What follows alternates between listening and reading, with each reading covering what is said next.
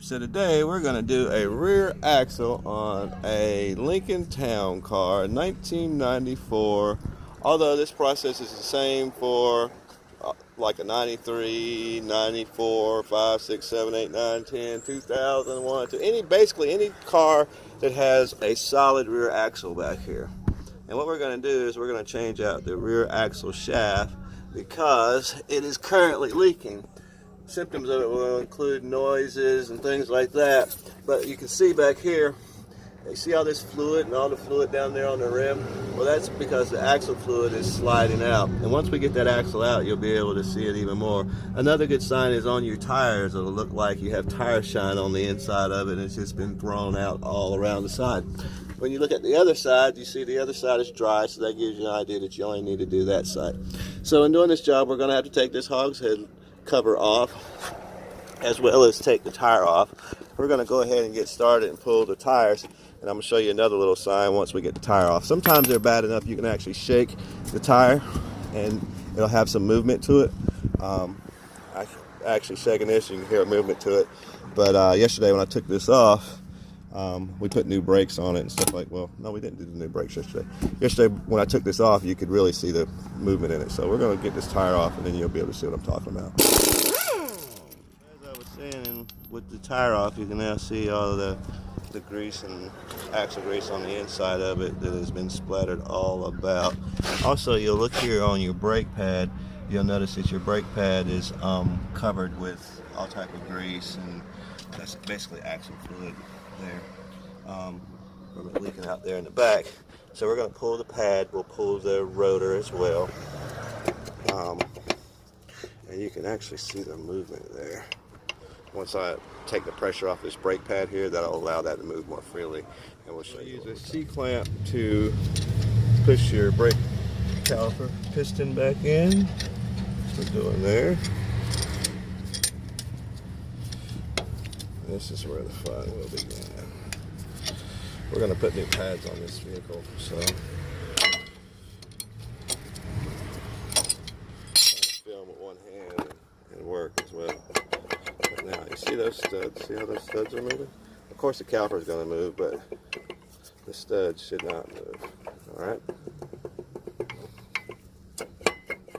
You can actually see the whole axle flange tilting and rocking. All right. Might be hard to see on the video, but it is moving. Once I get this off, you'll be able to see it even better. So the next step we're going to do is we're going to take this brake caliper off. You'll notice it has a specialized hex head socket that you need to use to take that off. Use a C-clamp to press that in. That makes it so much easier. And then also when you're going back in, since your piston's already pushed back, it makes it a lot easier to put your brake pads on and put it back together. So we're going to get our tools to get that off, and then we'll get right back to this. Alright, so that is a 7mm. Yeah, that's a, I guess you can see there, a 7mm Allen head socket that pulls those out. Alright. A lot of cars it'll just be like a 10mm nut or something like that, but on these particular ones it uses that hex head, well, that Allen head socket right there. Takes a 7mm, get that out. Come down here, get the other one off.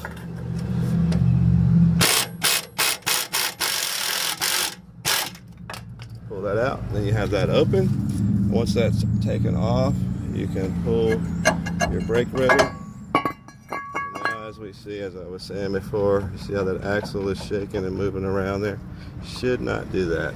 Now you can see all the axle fluid and grease is sliding out of it as well.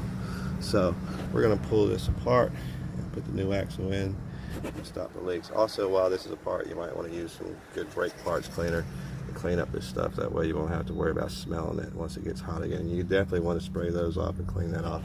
If it doesn't clean off, especially on the pads, and I'm going to recommend you replace those brake pads as well.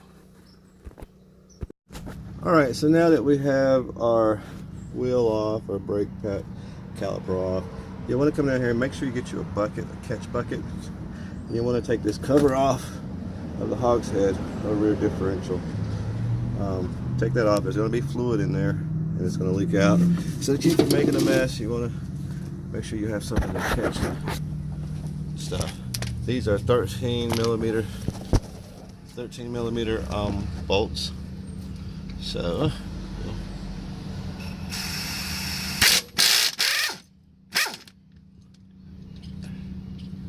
you notice that bolt there has a tag on it.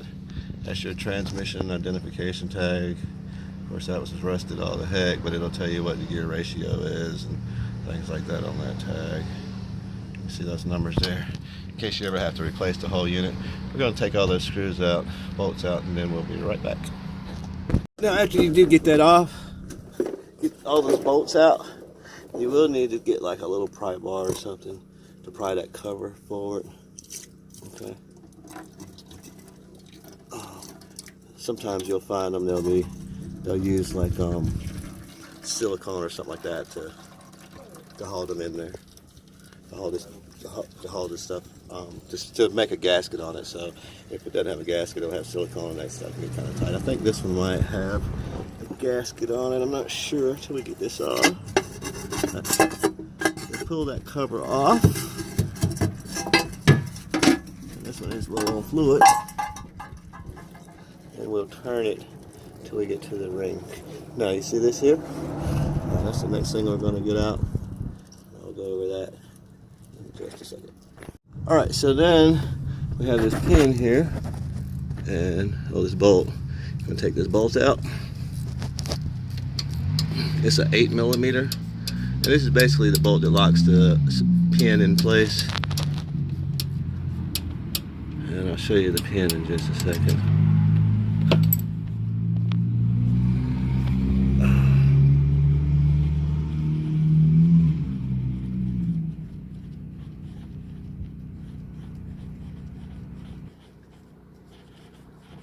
So we'll pull that out. And you notice how that comes right up there. Now you can slide the pin down. Alright? And in sliding the pin down, we'll have to turn our axle, our outside axle here. Turn that, and you notice how that turns there? That's to turn the outside axle. Now if you want the whole thing to turn, we're going to need to turn the whole, we're going to have to actually put it in gear. Or put it in neutral so that we can turn the whole thing there. And then we can slide that pin out. Once we slide the pin out, there's a clip here on the back. That clip will come out, and then we can slide the axle out the end of the shaft. Alright, let me put this in neutral, and then we'll get back to it. Alright, so we turned that around. We slid the pin out. It just slides out like so. Alright, so then up under there, I guess I need to turn this back around so you can see it. Turn that around, and you see that little clip in here? That's what locks the axle in. Alright, so if you can't see that, what you want to do is go to the outside of the axle, push it in so that you can see that clip there. Then you're basically going to move these, rock these around, or walk that off. Okay, so that comes out as you see. That's just this gear here, a little spider gear. Take that out, make sure you don't lose the bearing on the back, the bushing rather. Then that gives you access to this clip. That slides out, as you can see. Alright, start that out, put that in the pan. Now your axle, okay, you can push right here, or you can just pull right there, and you'll see it's gonna come out right here. That's what holds that axle shaft in. Let me see if I can get it out with one hand. Now, because the axle shaft is worn in there, there's a place in there where the bearing is hitting and it's locking it into a little groove. There we go. See that groove? See that groove right there? That's what is causing the axle to wear. Well, that's where the axle has worn, which causes it to move around, shake around in there. That's not supposed to be there. And that causes it to leak the axle fluid. So we can just slide that out of that shaft. Now we'll focus on replacing the bearing inside there and replacing the seal. You'll notice on the new axle,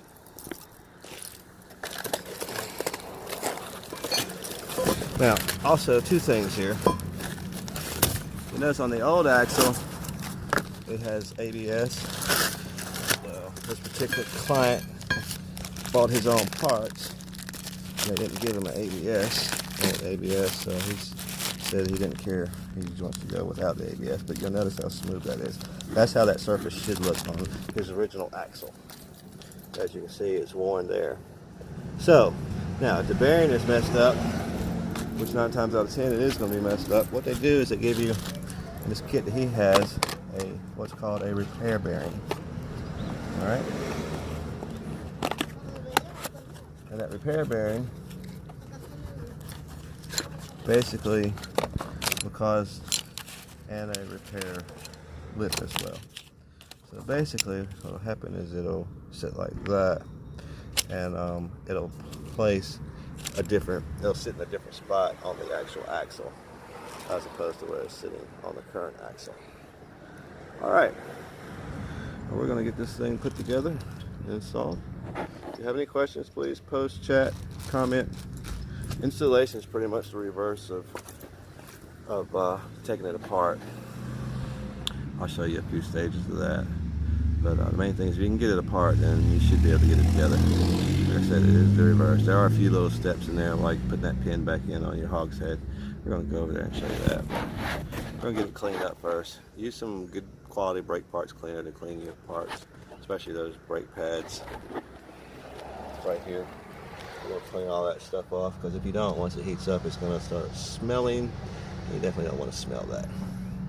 Alright, if you have any comments, please post, chat, subscribe, and share this with the world.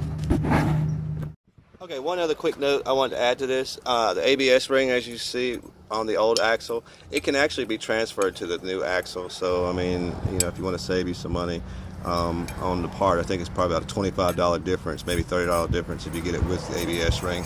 Same part as the one I showed you, but basically this ring can come off because you do have ABS on here. Just take a hammer and like a little thin screwdriver and pry it forward. Some places will, some of the instructions I saw said, you know, heat it up a little bit, but you know, you don't have to heat it up. You just take a little screwdriver and pry it forward, and then you're going to take a little hammer, you're going to knock it on to the new axle before you install it. So we're going to get that done, and then we'll replace the bearing, and we'll go. Alright, so then next thing you want to do is you want to peel that seal out. I like to use a seal puller. It's got the little hooks on it. Makes it so much easier. It won't come out that way. You can always do it the opposite way.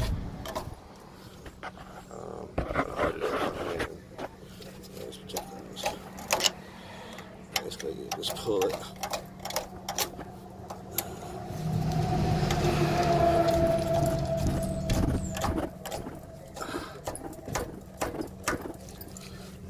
Get it. It's kind of hard to do it filming and doing it, but if you can't get it, you can always take a hammer and pop it out. We're going to pop this out. Let me get a hammer and pop this one out. It's in here pretty good.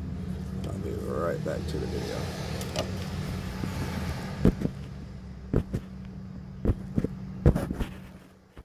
So now that we have the seal out, you can see right there the bearing is actually in good shape on this one. So to pull that out is a different process. You need to get there's a tool that goes in there and it will actually pull. There's a tool that will go in there and it'll actually pull that out. But since this was in good shape, I'm gonna let the customer know, and they might want to change. They might want to save that one or use that one to save them a little bit of money. But if we were going to change it, I do have another video on my channel on how to change that out too. Basically, it's a tool that goes in there behind it, locks in, and it just pulls straight out.